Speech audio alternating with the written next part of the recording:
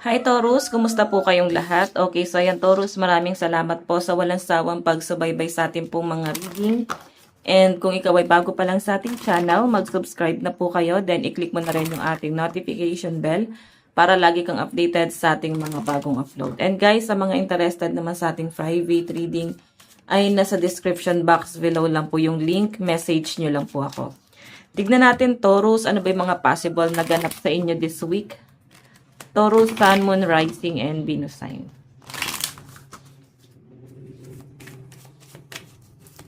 Taurus, Sun, Moon, Rising, and Venus sign.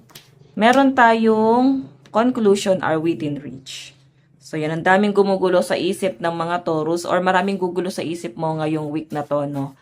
Para bang ang weird. Parang ganon. Serious? Parang ganyan. Seriously?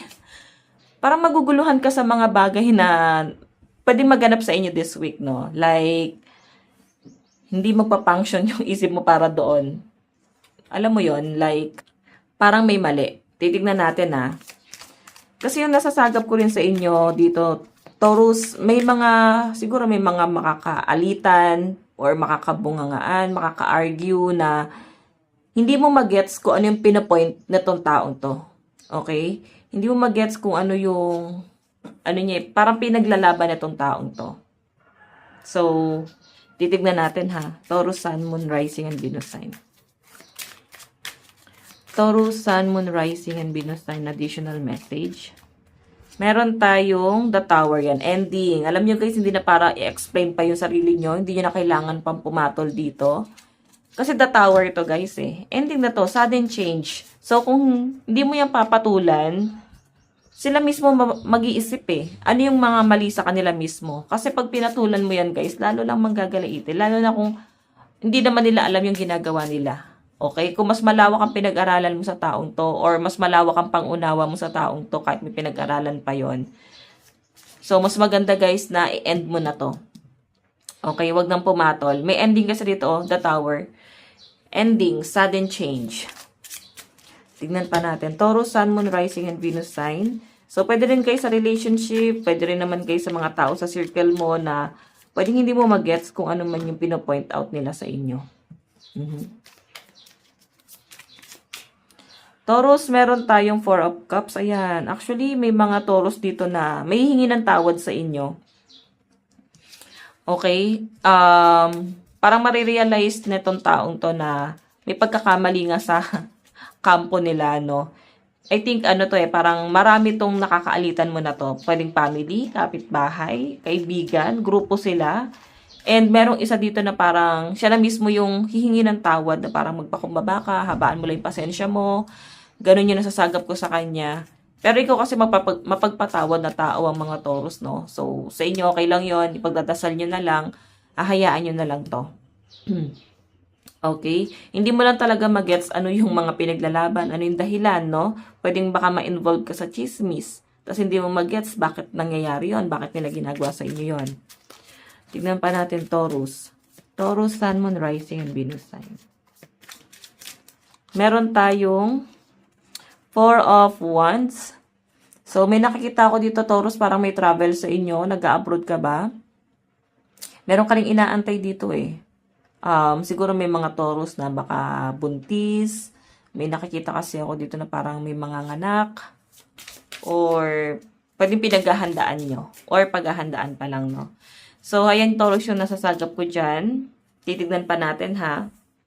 So, sa mga nag-abroad dito, expect nyo ang daming naiinggit sa inyo. Kaya nilalabasan kanila ng mga issue. And gigil na gigil sila, guys. G na G sila na labanan ka or makipag-argue sa inyo. Kasi nga, doon nila na ilalabas yung gigil nila sa inyo. Gusto talaga nila, guys, ng iskandalo. So, ingatan mo na lang yung image mo. Sabi nga dito, huwag nang pumatol. Kasi papatol talaga yan. Habaan nyo na lang yung pasensya nyo rito. Ipagdasal nyo na lang or tirikan nyo ng kandila. Okay. Tingnan pa natin Taurus, Sun, Moon, Rising, and Venus sign. Additional message, meron tayong wow, maganda to guys na Magician. Magiging busy ka daw ngayong week na to and maganda yung pagiging ano mo dito, yung pagiging abala kasi nakapokus ka sa pera. Nakapokus ka sa mga side hustle. Maganda yung daloy ng pera mo ngayong week na to guys, no? Ayan, pwede may magbibigay sa inyo ng pera. Pwede yung mga nagkakautang sa inyo ay babayaran na kayo. Basta may pera paparating sa inyo this week, guys. And nakikita ko rin yung pagiging busy, pagiging masipag nyo. Maganda naman to, guys. At least, di ba, may mga project, may mga customer, may mga client na papasok, lalo na sa mga nagbi-business. Tingnan pa natin.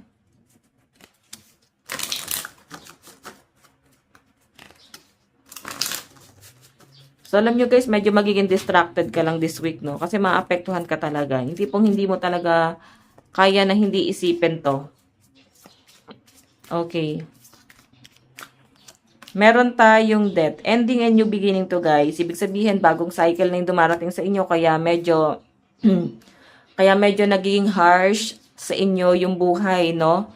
Kaya medyo nagkakaroon ng struggle, mga challenging sa buhay mo kasi pa-end ka na din, pa-end ka na dun sa old cycle kasi may paparating na guys na bagong cycle sa buhay nyo. Nandito na yung death. Okay, focus ka na dun sa bagong cycle. Yan sinasabi dito, magpaka-busy ka rito kasi mukhang merong may mas magandang mangyayari sa inyo dito kung ito yung pagtutuunan mo ng pansin at hindi itong mga chismosa na naiinggit na parang gusto nila talagang gumawa ng gulo. Hindi sila guys makakapagbigay sa inyo ng peace of mind. Diba? Guguluhin ka pa nila eh. Guguluhin nila yung diskarte mo. Kasi hindi nila gusto yung success na nangyayari sa inyo.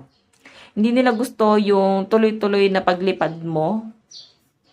Pakita ko sa inyo guys. Ito oh. Sudden change to, diba? Ikaw to oh, yung ibon. Habang meron sila sinasabing hindi maganda sa inyo or sinisira ka nila sa ibang tao guys, ikaw tuloy-tuloy lang yung paglipad mo habang sila ay nasisira dyan guys. Diba? So, mas nakakagalit yun sa end nila. Mas nakakainis yun sa end nila kasi parang ang dating sa akin dito, wala kang pakialam. Ngayon, kung ipagpapatuloy mo yon na wala kang pakialam sa kanila, guys, 'di ba? Sila yung maiinis diyan. Kaya focus ka na lang muna dito. Kaya ginagawa kang abala dito ni Universe. Mag-focus ka dito para hindi mo to maisip. Kasi medyo balisa yung nakita kong energy ng mga, ano dito, Taurus. Like parang, affected ka talaga. Okay? Distraction lang to sa inyo guys para sa new beginning nyo kung bakit nangyayari yan. Okay, tignan pa natin Taurus, ano yung advice? Ito pala, sorry, mali yung card. Advice para kay Taurus. Advice pa para kay Taurus. Taurus, Sun, Moon, Rising, and Venus sign. Meron tayong relationship or assignment. Ayan oh. So, ito yung kailangan mong pagtuunan ng pansin. Yung relasyon mo sa ibang tao, kung paano mo siya guys ma-overcome. Or kung paano mo gagawin sa sarili mo na hindi mo na kailangan i-please yung sarili mo. Yun yung kailangan mo i-alis, yung pagiging people pleaser. Kasi mas mahihirapan kang gumalaw. Mas mahihirapan kang mag-decision sa sarili mo. Kasi ang dating sa inyo, lahat ng gagawin mo pwedeng mali. Lahat ng gagawin mo pwedeng mapupunan nila tapos ikaw yung trigger sa isip mo na dapat pala hindi ito yung ginagawa ko kasi mali pala to, yung judgment. 'Di ba? Takot ka tuloy magkamali. Sabi kasi nila guys, once na mag-fail ka sa isang bagay, doon ka mas matututo. Hindi ka matututong sumugal kung hindi ka magkakamali. 'Di ba? So again, Taurus, ito lang po ang inyong reading. Maraming salamat po. God bless and love you all. Bye-bye.